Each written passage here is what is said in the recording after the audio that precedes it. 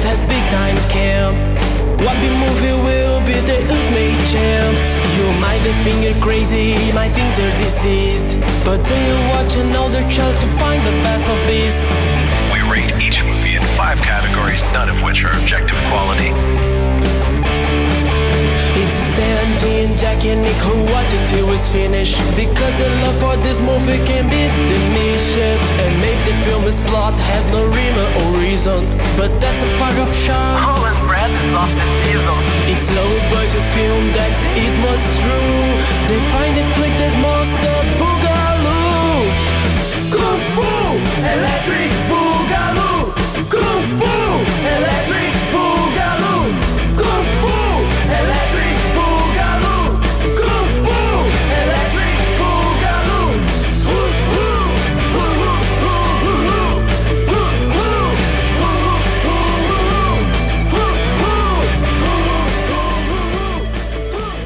Space, the final frontier. These are the voyages of the Starship Boogaloo! Welcome back to Season 5 Astronauts of the Kung Fu Electric Boogaloo. I am so happy to be here. I am your host, 8th Dan Stanadu, and I am pleased to be joined by my good friends. Right off the top, I got Nick Boxer. Greetings and salutations. You mixed it up there. Oh, Me by yeah. surprise. I knew I could throw you off. And finally we got bringing back the Mac Jack Hall. No, it's Mac Daddy Jack. Mac the Daddy Mac Jack Hall. That's what it is. Wow. The big You're Jack certainly attack. jacking something. It's a big Jack attack. The big Jack attack. The big Jack attack. And finally, he just got Jack attacked. It is James Cotta. I am happy to be here, and I want to say hello to all of my crewmates from the Southern Sun. Were you space born? Well, if he watched this movie, he might have been space bored. Well, then he couldn't have watched this movie then, because you could not be space bored watching this movie. Oh, really? The Space Mutiny. Oh my lord, this is a classic of the genre. The It is 80s are attacking us from all sides. Can you be specific what genre it's a classic of? Reb Brown. It's just a classic Yes. of Reb Brown. It's a The classic genre. from Reb Brown. And yes, Reb Brown for me is a genre because I am a huge fan of Reb Brown. The one true Captain America right there. That's right. You always remember your first Captain America. Yeah. It's like your first James Bond. It's the same. Exactly the same. Oh, the exact same, yeah. All right. Space Mutiny. Nick Boxer, tell the folks about it. This is going to be a long season. Yeah. Well, I think the title says a lot. There's space and a mutiny. There's a mutiny in space. The end. This whole thing takes place on board a spaceship called the Southern Sun. It's a generational spacecraft. So some of these people have never seen a planet, never touched down. And there's a mutiny on board, led by John Law. Oh, God, what's his name? Help me out here. John Philip Law. He controls the enforcers that seem to be the cops. It's really not. And he starts sabotaging the ship, so they have to go near a planet where he has a plan to land the thing and become rich. And there's some pirates, but that's not all that clear. Certainly not important. If he's It's important, but struggling, not folks, it's important. only because he watched the movie. Yeah, you might have a little bit less problem. I enjoyed the space leotards. The end. That's what I got out of this movie. You forgot to mention Commander Jansen, played by the inestimable Cameron Mitchell. Been too long since we saw Cameron. I know. He's. It's a wonderful performance, but it didn't affect a hell of a lot. Well, no. I mean, he's basically being Commander Adama in this movie. Yeah, I wrote that down. Commander Adama looks like shit. Well, I love the fake beard they put on him. I was just gonna say that Lauren Green grew a fake beard. Yeah. Oh man, it's so amazing. Good. I don't know why they felt like the fake beard was really the way to go, but it added. There's the real thing that you'll always take away from this movie is the fact that every space battle scene is taken from the Battlestar Galactica 1970s TV show. So they shot you nothing. You don't mean that figuratively. Let's be clear to the audience. Yeah, that's right. That's not. We don't mean it's sort of copied from it. It is. It's literally exactly that footage. Yeah, I'm pretty sure that they just went up to Glenn Larson and said, "You have any footage you didn't use? We can have." I think they used that footage. Was used, yeah. Yeah. They just took all that footage and just formed a story around it. I would love to know where it's 5 minutes of the movie. Oh yeah, for sure. But I mean, it sets up so much. It's weird because it sets up the story, but then they really don't care about it for the most part until you get to the pirate battle, which takes no time. It was obviously planned that way too, because they even use the terminology in the dialogue. I freaking love that. They call the spaceships Vipers, and I love that because the pirates have the Cylon ships, and they call them pirates, and we never actually see them. No, like we never see what they look like. We never see anything inside the ships. Because they wouldn't want to rip off Battlestar. Like if we talk about ripping off, if Battlestar ripped off Star Wars and this ripped off Battlestar, does this still count as a Star Wars? Anyways, go on. What were you saying? I've forgotten. But they have this they have this whole thing of explaining the Cylon ships as the pirates, and then I'm like, well, they must have a fancy name for their own ships. Yeah, they're Vipers. But early in the film they called them Stingrays, and then called them Vipers later on. Nice. I love how they committed to the whole feeling of a different universe, though. We get to know our hero Dave. I know. Dave Ryder, but see, you could tell it was updated because it was an R wider, DER instead. Wait, no, that's the 80s. Sorry. Yeah. Every name was spelled with a Y in the 80s.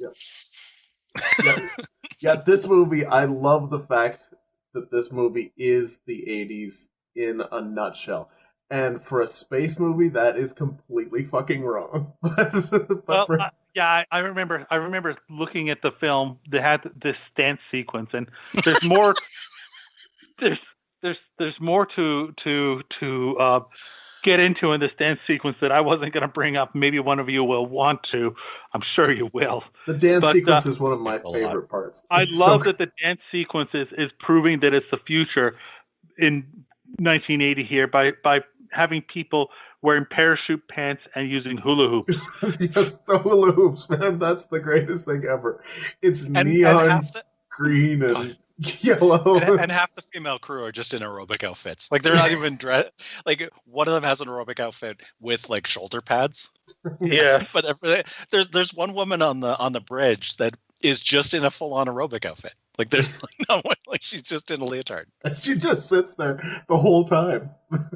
Like there's this great moment where one of the bridge crew gets killed by the mutineers, and then in the next scene I'm like, wait, isn't that bridge crew member that got killed? And I think she appears on the bridge the rest of the time. They just don't talk to her anymore. So it's good. It's quality filmmaking right here. I love the overall. I love the fact that everything about this movie screams low budget, but God, yes. But man, oh man, Reb Brown when he delivers that one speech right there before it's like we're gonna save the world, like yeah, go. It was just we're go out there and kick some ass. And then I love his take charge attitude is he gets put in charge and then he's like, okay, we're gonna split into 3 teams.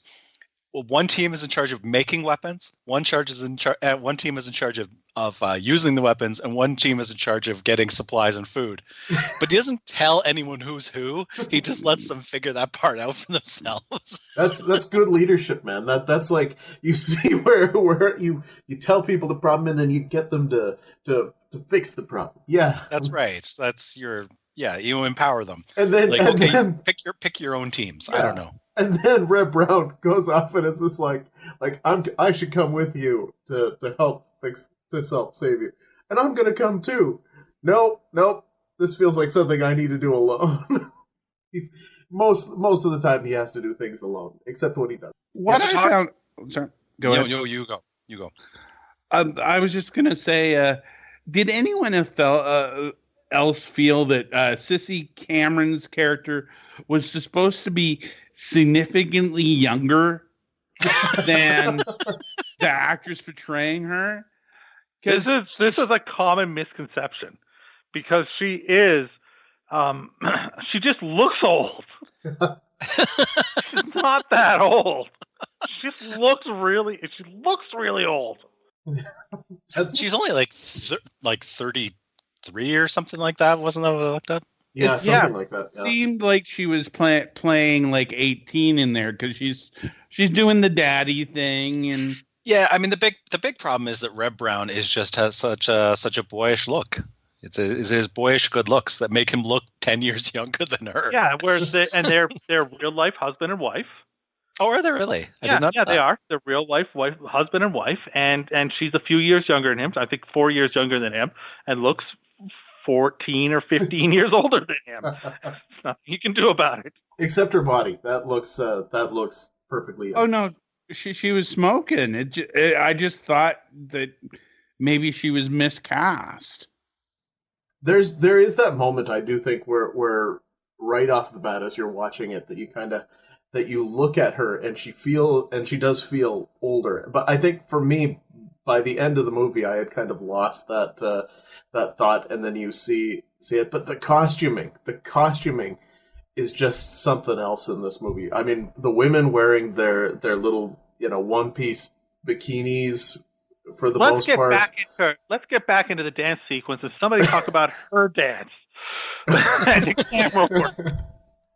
Oh man, her dance with the hula hoop, the come on over dance. Like, I don't even know. I can't speak to that. It has to be watched. They just basically took the camera and shoved it right up her ass. I just put it on there for like a minute, and she just bends over, and the thong's riding up, and they're just filming it for no. And I'm like, wow, this is a little obvious, guys. All the subtlety you could ever imagine.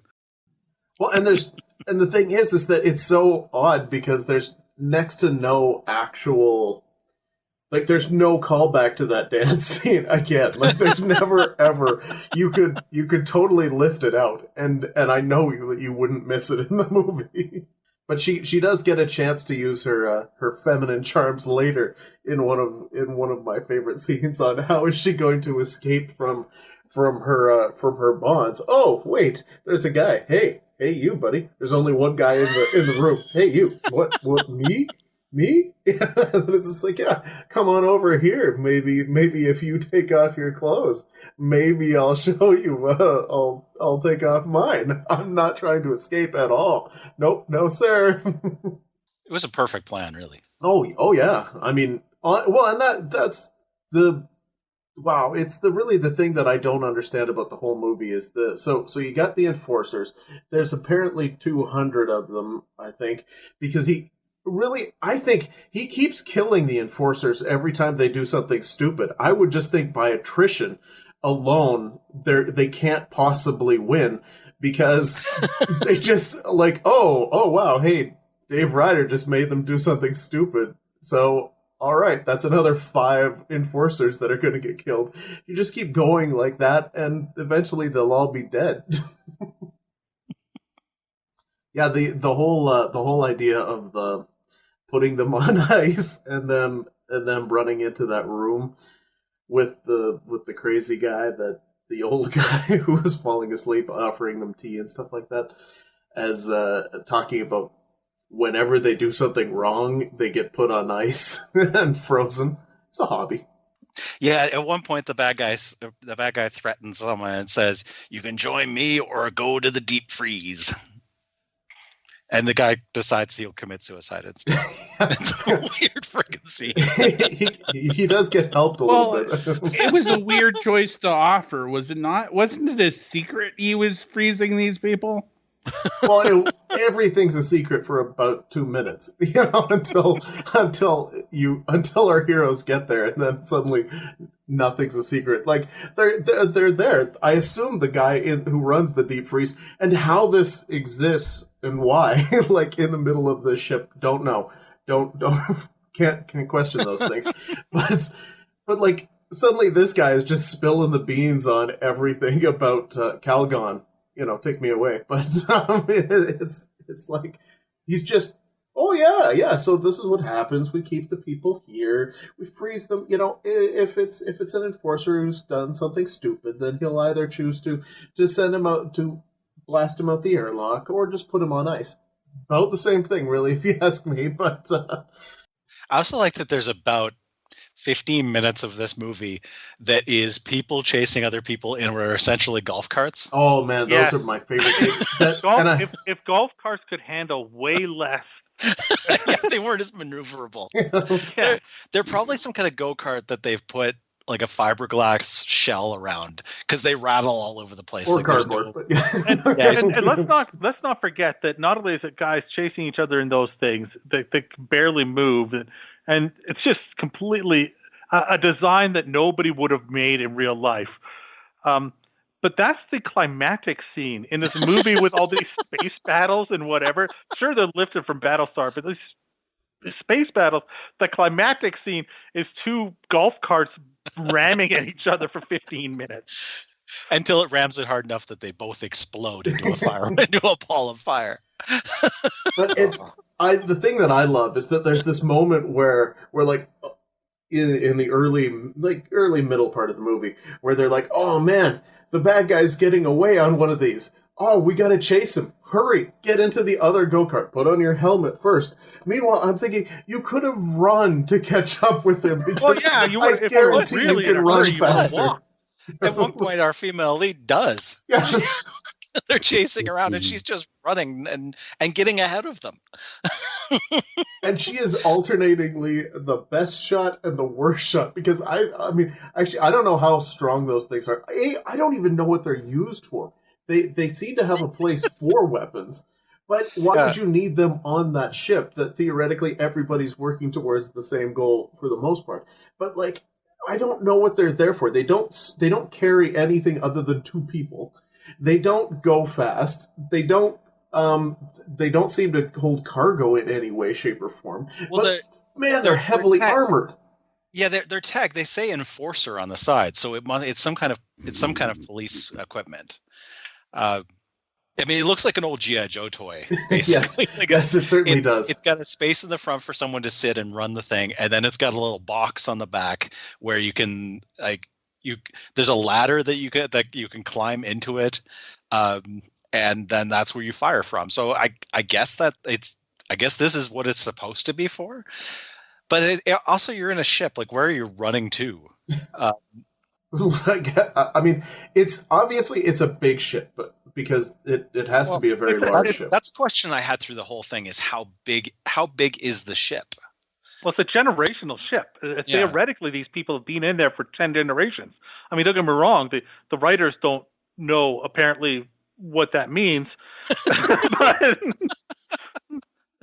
but it's a generational ship, so it's got to be big, right? It's got to have everything.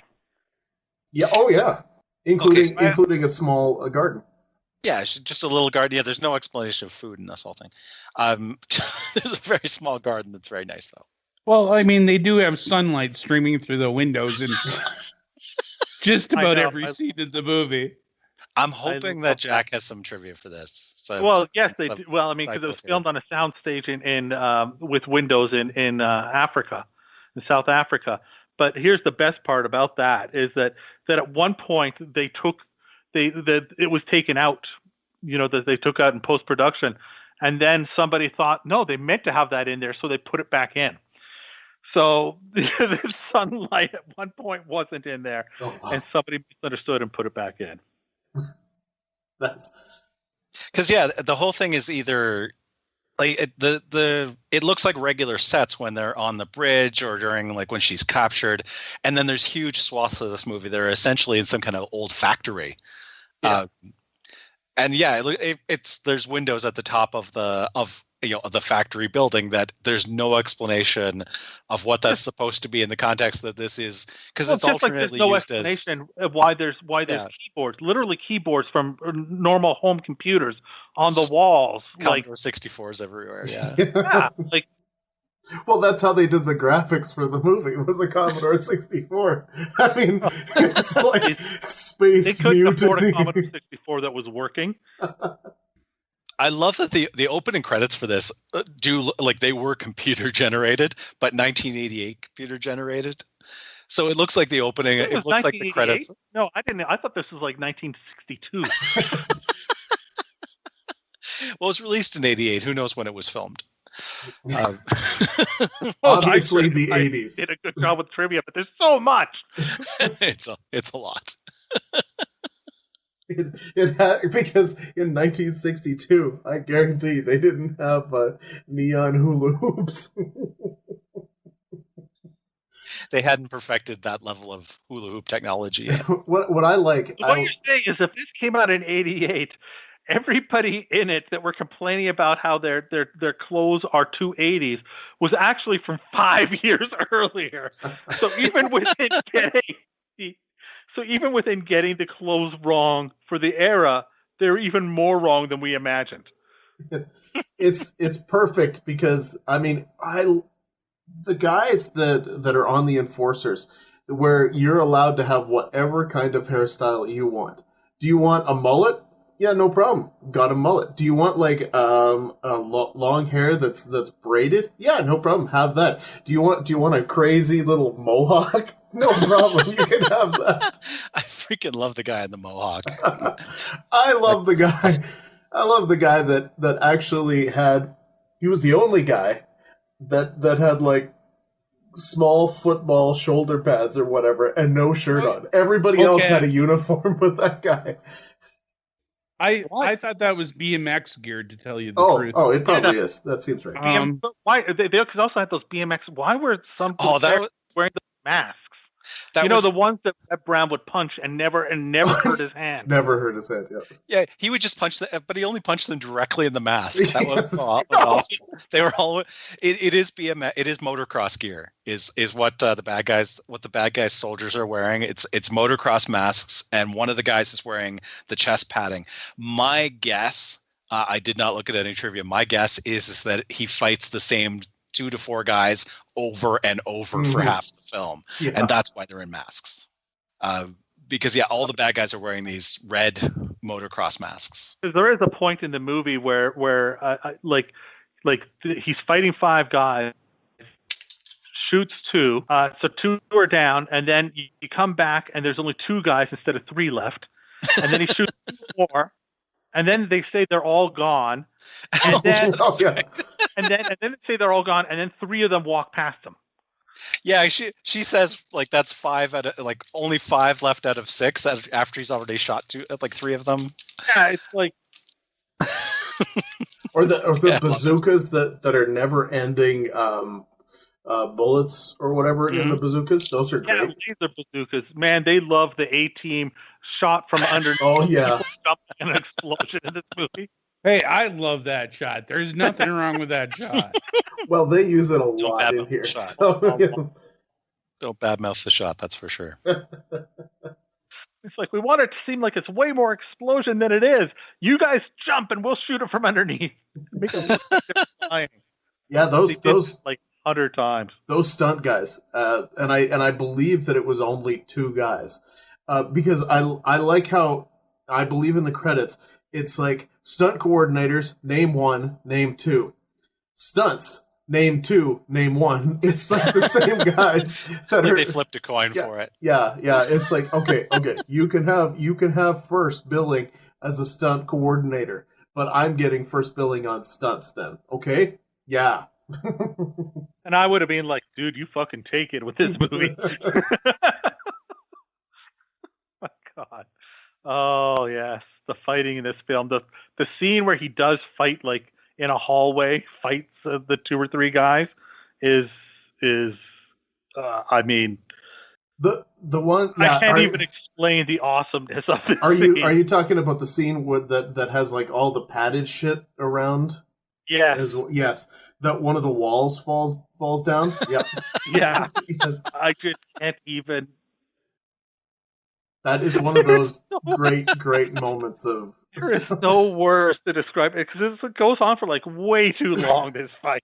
Oh, yeah. And then the Leah character comes in, and she winds up getting, like, half-ass captured. She's barely doing anything. I like, her character flips between like, super awesome and totally 80s damsel in distress quite easily. Yeah. And don't forget that, of course, Cameron Mitchell just shows up and talks every now and then. That's basically his role, showing up and talking every now and then. He ever talk. I love that guy. And he just... I love the Cameron Mitchell. He feels like he should have done the same kind of Christopher Plummer style speech from Star Crash at the end of this one too. Speaking of, who knows? Maybe they did. Maybe they cut it. I mean, they did cut some stuff. There is an uncut version which has the Lee character, Sissy Cameron, whose name, by the way, this movie starts off awesome because they misspell her name in the opening credits. Awesome. Spelling it with a Y instead of IE. But yeah, I mean, she does have a topless scene at one point. So who knows what else is left on the floor? We can only hope that a Cameron Mitchell speech is out there somewhere that we can someday see. I wish that we'd actually see the sequel since they teased. I mean, biggest explosion ever. Like, one of the largest explosions I've ever seen in one of these movies. And meanwhile, the guy, kind of gets away from it, and he's sitting off to the side. Yeah, and not he the main bad guy, but the second main bad guy, McPherson. Really? I thought that was Kalgan. Kalgan. I thought that was McPherson. No, I'm pretty sure it was Kalgan. It was Kalgan, yeah. Are you sure? Yep. It was Kalgan, yeah. They do look kind of similar. But yeah, like, and he looks a little the worse for wear, but not like he was just in the biggest explosion ever. I guess we never will get a sequel to this. Well, still. Oh no! Maybe I could make the sequel. You'd have the same amount of money. What do you got in your credit card? $150? Yeah. I don't need more. Like, all I need is Reb Brown. That's all. And you can steal footage from a different Battlestar Galactica. Oh yeah, that's right. There's an updated Battlestar Galactica. Unfortunately, I can't get Cameron Mitchell. But that's okay, because I'm sure that the technology exists now to recreate Cameron Mitchell in like a hologram fashion. Yeah. I can see it. This is going to be great. Or you could get Christopher Plummer. Yeah. Yeah, but then I'd have to go to Rome. then I could get Christopher Plummer guaranteed. You're shooting a porno. Yeah. I hope everyone listens to both episodes. That would make no sense. I get the feeling though that there's going to be a lot of crossing over back and forth between every movie in this season of Space. I got to keep really careful notes, or I'll start talking about different ones. Like, yeah. I was partway through something in the last episode where I'm like, that is this movie, right? I know. All right, let's no, you go ahead. I was going to say scoring time otherwise, but go ahead. No, I'll leave it for the scoring. I'll leave it for the scoring because I think it's we've used the motocross thing, which was going to be my WTF. So I got something else I could bring. All right, you can find something. What? I gotta reach for this. Okay. In our search for the ultimate B movie, we rate each film in 5 categories, none of which are objective quality. The first category is called schlock appeal, and we start with Stan. This movie is perhaps the schlockiest movie I've ever seen.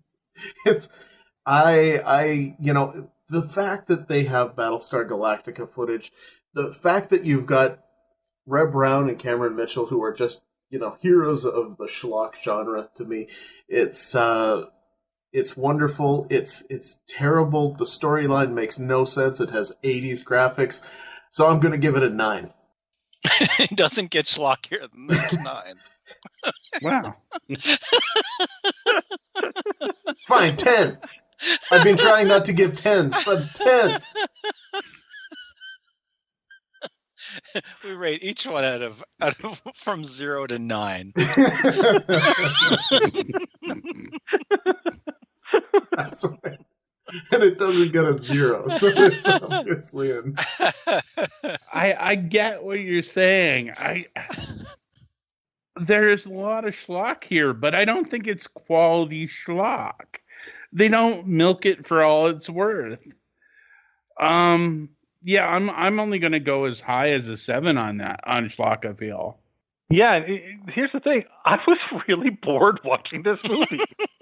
Yeah, I mean, this movie has was super bored. Disco dance with a hula hoops, space shit going on, and I spent a lot of time yawning and looking for if somebody left a window open. Yeah, like seriously, it's one of those things where I'm watching this going, like it should have everything I am looking for. But sometimes you just get those movies where like there's some movies like you could watch it by yourself, or you can watch it with 10 people, or you can watch it with 1,000, and it's going to be great. Like and like at Frankenstein Island, the schlock is so strong that you're laughing regardless if it's you. But this is one where I think if I watched it with you guys in person, I would have loved it because we would have been ripping on it the whole time. But by itself, you're just watching it going, man, it just kind of it didn't hit for me the way I hoped it would. So I can't give it nearly as high. I'm only going 5. Well, I definitely thought the schlock was present. That's I will cop to having been quite bored at times. I paused it to play Scrabble on my phone. I think I watched an episode of something in the middle of it. I probably shouldn't have watched 2 Boogaloo films in one day. Like I think you can get over. A caution to the listeners: you can get over Boogalooed. You can be over Boogaloo for sure. Yeah, I'm still going high on this. I'm going with a 9. Our next category we call more heart than budget. Well, there is absolutely no budget to this movie, none whatsoever. But is there heart? Well, I mean that's the thing, right? For me, this feels like completely serious. You've got, Reb Brown, he was bringing it all the time. Like, everything just felt so earnest and serious to me. So I've got to give it a 7. I think we were watching a different film. I don't think anyone was really invested in this thing. I'll go as high as a 5 because, well, the thing got made. But with this kind of production value, you thought some people would just walk away. They didn't. 5. Well, the director did. Yeah. Okay. Well, no, but it was a death in the family. So right before production, he literally went. Did he kill? It's possible. But he did. I apologize to the listeners. It is too soon to make that kind of joke. Soon, yeah. But he did go. Yeah, you're responsible for this, and you're responsible for this, and then he left. So I don't know how well that worked out. Not so well, I guess. Look, they were optimistic. They left it open for a sequel. they were optimistic, and they had no money, but they had a lot of explosions and a lot of lasers. They didn't have as many special effects as when they couldn't find special effects. They found a way to steal special effects. I'm giving this an 8. I'm more in line with Jack here. Not only did they bring in a space battle for the cost of stock footage, they periodically reuse footage from the same film. Yeah. People enter, like people just walking down hallways and re-entering. They use that footage over again. They used every part of the Buffalo on this. I'm giving this a 10 out of 10. I think they did a magnificent job, and because they leaving a cliffhanger for a sequel is the ballsiest thing I have seen in one of our movies. You were so optimistic. We got to leave I mean, imagine getting to the end, you're doing the edit, and you're like, we need to leave an opportunity for a sequel on this. Don't paint yourself into a corner. It'll be a Space Mutiny too. All right, our next category we're calling What the Fuck Moments. Oh man, what the fuck moments. There's I think that exact same sentence after Jim says that this is what we're doing is what you say almost every episode. I know. That same sigh, like how do I schedule enough time in my day to get them all? There's so many. I mean, and I know we've talked about a lot of them, but and it's not the first one, but it's that moment that 80s dance theme is just so out of nowhere. It's like the perfect what the fuck moment to me, because it's just so completely 80s right in the middle. But I mean, the 80s is all over this. I mean, in the hairdos, in the graphics, in the like people jumping off of the towers because of the explosions. Everything just screams 80s television, which is great. But I love the fact that the ship is so odd. It's just one of those cases where, like, Kalgan, is he? I don't understand what Kalgan does, and that's great. And when they strip him of his rank, and it doesn't matter because he's already got 200 enforcers. Like, the movie by itself is a what the fuck moment. It just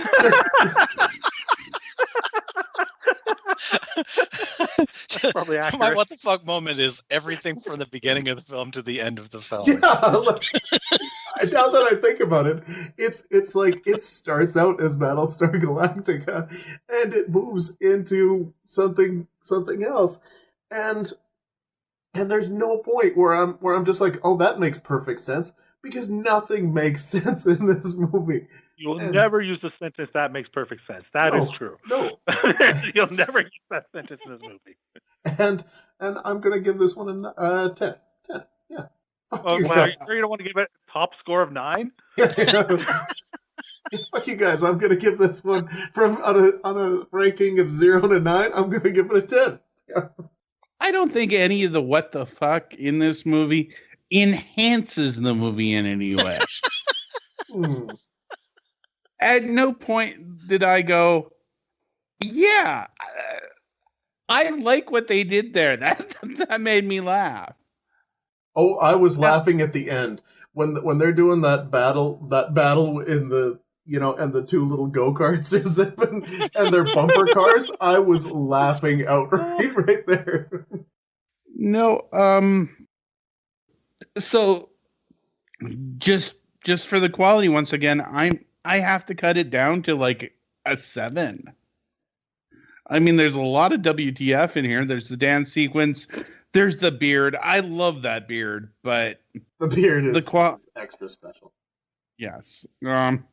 But yeah, I can't go any higher. Yeah, the only one in the whole film that had me go, what the hell? And I laughed and I almost stood up. I believe I actually stood up. Was the moment where there's a character in this, and she's a member of the bridge crew, and she seems like she's going to be a pretty important character. And then you have your bad guy. What was his name again? Kalgan. Kalgan. Okay. So Kalgan discovers that one of the guys that he thought he could trust is in fact going to rat him out. So he calls up this girl in the bridge crew, and this girl in the bridge crew, she goes. He gives her the message that this guy who's ratting her out, Kalgan, and so she shows up to confront Kalgan or something like that, or shows up. She gets shot. Okay, and the next scene, they walk past her on the bridge in her position. That to me was the single most "what the hell am I watching" moment, maybe in film history. She's shot, she's dead. They look at her body, they talk about how she's dead, and then they literally walk past her in the next scene, and nobody went, "Hey, that might be a continuity error." They walk past her in every scene beyond that. It was her twin sister. Well, no, she was only in that one scene, I think, after that. Though there is a scene early on where you can see the characters fighting from a scene from later in the movie on the monitor. There's a monitor and the characters are fighting, and then and it's a fight scene that happens later in the film. So what? So yeah, there's some pretty incredible moments to this. I do think I have to give it. But again, I'll also agree though with Nick that they aren't necessarily entertaining because I was bored despite the WTFs. So I'm really stuck between a 6.5. All right, and we'll round that to 7. You're breaking the octagon. No breaking the octagon. All right, 7.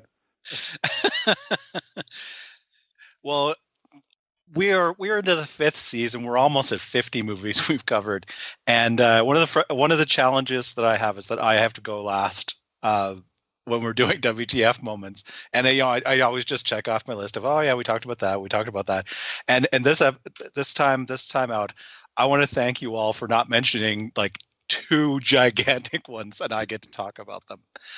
One is we are on the Southern Sun is the name of the ship. And it seems like it's only called the Southern Sun because they had a huge pile of leftover Nazi uniforms with an SS symbol on the chest. The SS lightning bolts on the breast of all of the good guys and the bad guys wear uniforms with lightning bolt SS on them. I didn't notice that. Yep. Who thought that was a good idea? At first I thought it was just the bad guy, and I'm like, oh, the bad guy's wearing an SS uniform. That's a little on the nose. And then I realized everyone's wearing them. I can only assume they're left over from like Nazis in space. The other one is that early on in the film, they bring a ship on board that is full of aliens. All of the aliens are super hot women. How did we never talk about the aliens? I don't know how led we by missed Courtney that. Love.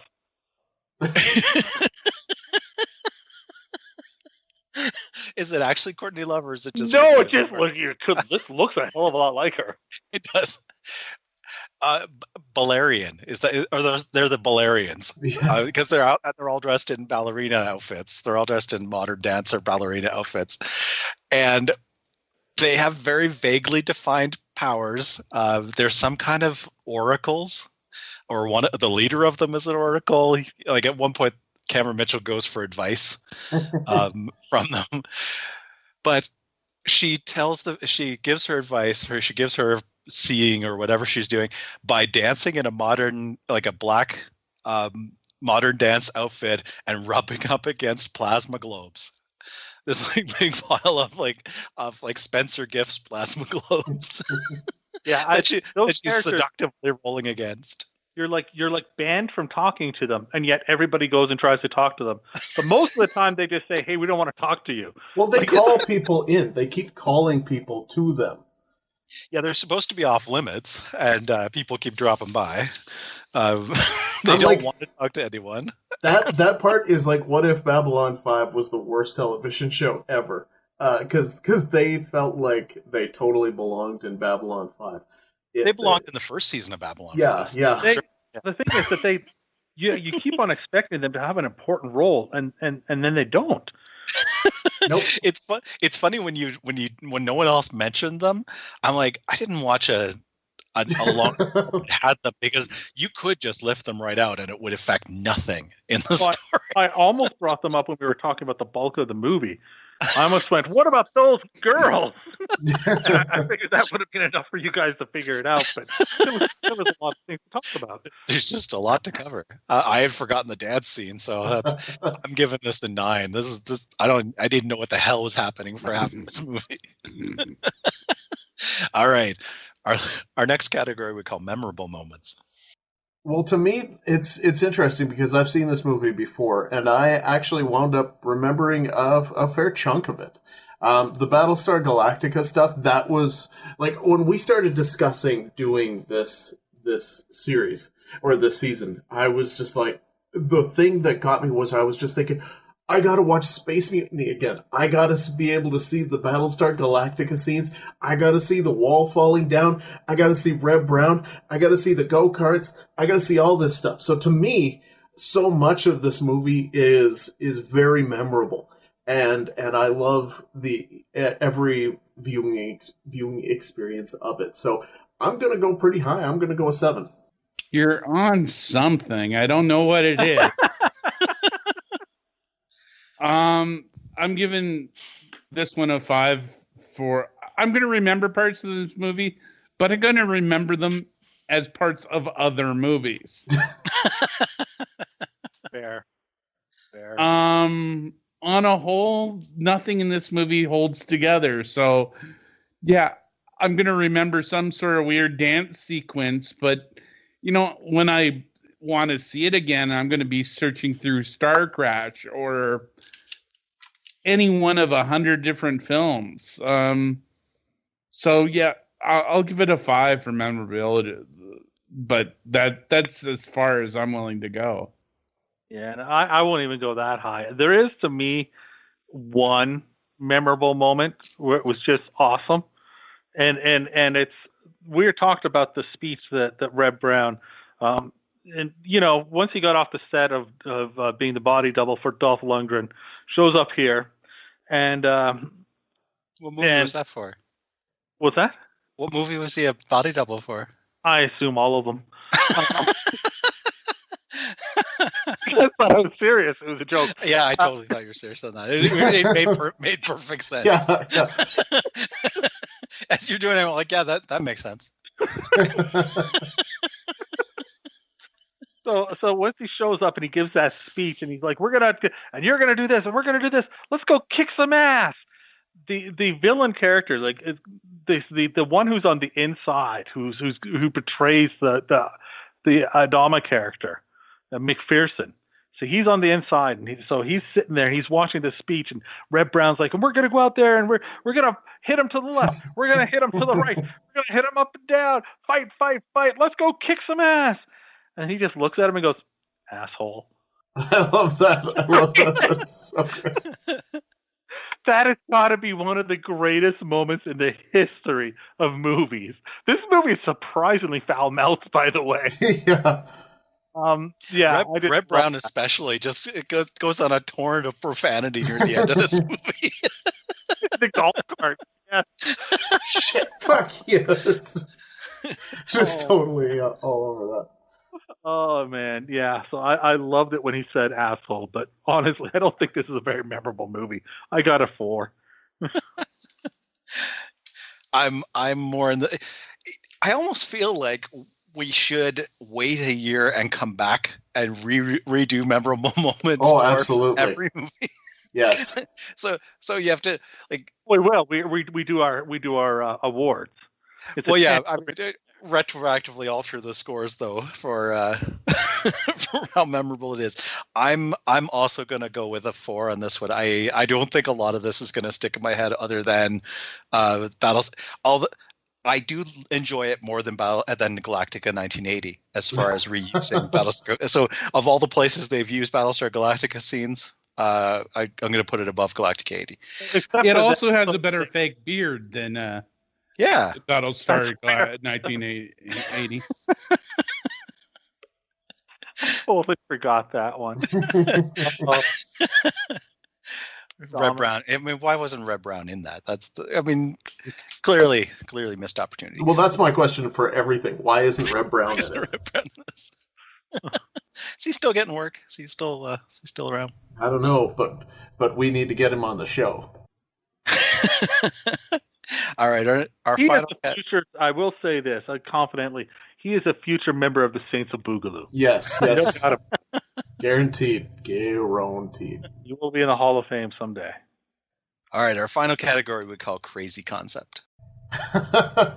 Oh boy, I don't know. I really have no idea how to score this one. In fairness, because I don't think that the concept by itself is that crazy, but the execution is completely balls nutty. So ultimately, I'm probably just going to give this one a 4. You know what? I'm going high on this. I'll give it a 6. Just on the basis of somebody had to stand in the meeting room and go, here's what we do. We steal everything. And when they said everything, you mean concepts? And they said no actual footage. Yeah. Exactly. Like, obviously, it was the plan from the start to steal the Battlestar Galactica footage. There is no real story to speak of, so they can't even claim like that. They just sort of said, we want to make a space movie and we'll steal some stuff. I think we can get Reb Brown. And Cameron if Mitchell. we also hire his wife. So yeah, and they all said, hey, box office. Yeah. So 6. Like yeah. No, I think, honestly, I agree. It's like, literally, hey, I think this thing's pretty damn crazy. I think the idea that you're like, let's build a film around this footage we can steal from a show that wasn't that popular and has a cult following is a crazy concept. Yeah, I got a 7. All right, well, I think I was generous in the other categories, so this one I came in a little lower. I think that... I think it's definitely an odd pitch to wrap something around footage that it only lasted a season, but it did get a revival and a theatrical release. So I feel like a lot of people would have seen that footage. I'm going to go with a 6 though. All right, which brings us to our secret modifiers. Every season we have 6 secret modifiers. This movie has none of them. I love it when they're completely irrelevant. Like, why the hell do we bother? Well, because last time you guys don't know the hours that are spent. This is the hardest part of putting this thing together. Naming the season is difficult and everything like that. But good Lord, coming up with these modifiers is a pain in the ass. And we always go one way or the other, where we have like 18 pluses, but we can't think of a minus, or vice versa. All right, which brings us to a final total of 68.5 out of 100, which puts it probably in the top 20 of what we've done so far. Very respectable score. Yeah, that's very close to Jim Cotta, isn't it?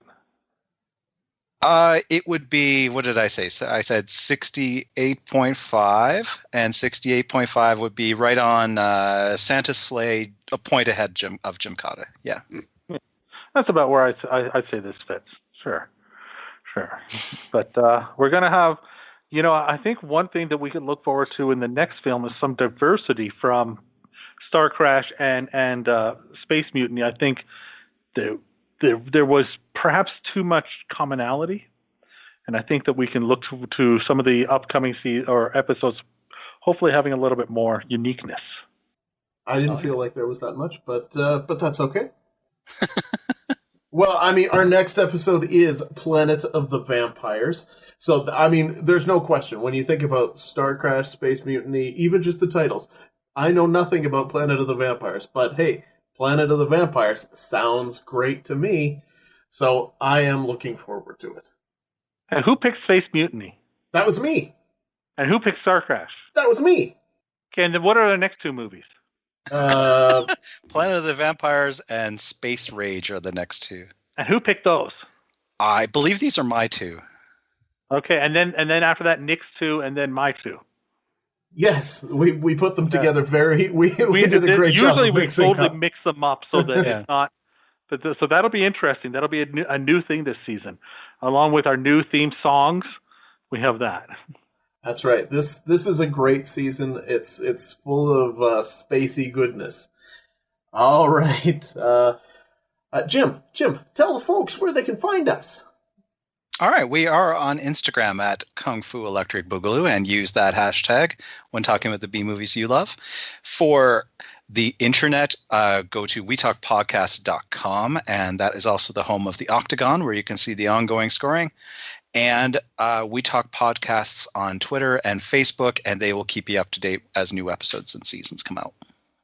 All right. Well, I am super glad that I forced you to watch Space Mutiny, because I really enjoyed watching it again, so screw you all. See, this is the reason. And you certainly did. Yes, we enjoy the show for watching all these crappy movies. But they are great movies for us. I do get that question from my wife all the time. How can you watch this? But that's okay, because I enjoy it.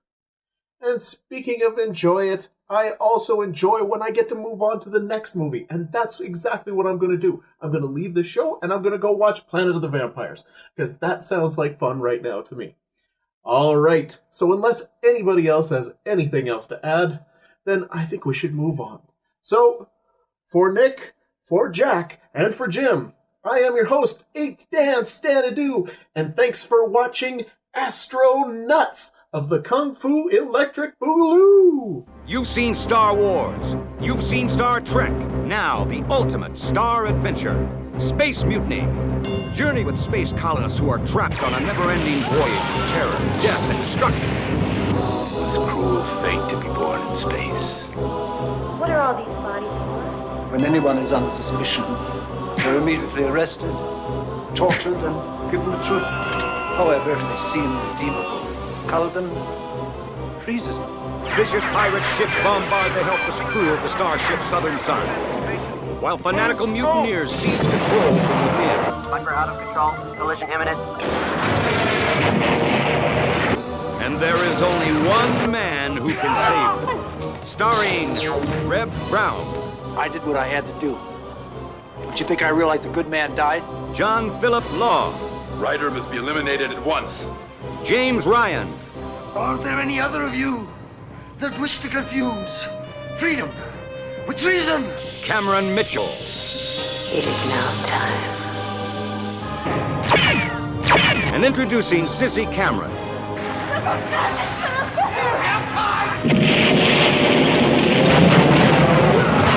I have something to show you. Oh no. He's evil, ruthless. On my way, idiot! We have to fight back. But there's only one man on the ship who's capable of comeback. What a shame to burn out these lovely teeth. I do have one weakness. Pain. Other people's.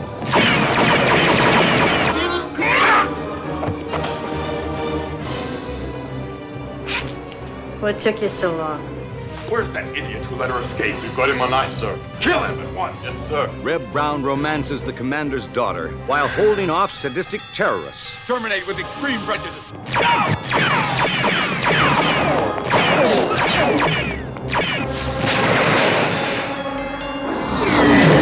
Be mesmerized by mysterious alien women. One cannot escape one's own destiny. We're going to hold out here and never let them take over the Southern Sun. Join the crew of the Southern Sun as they fight for their lives.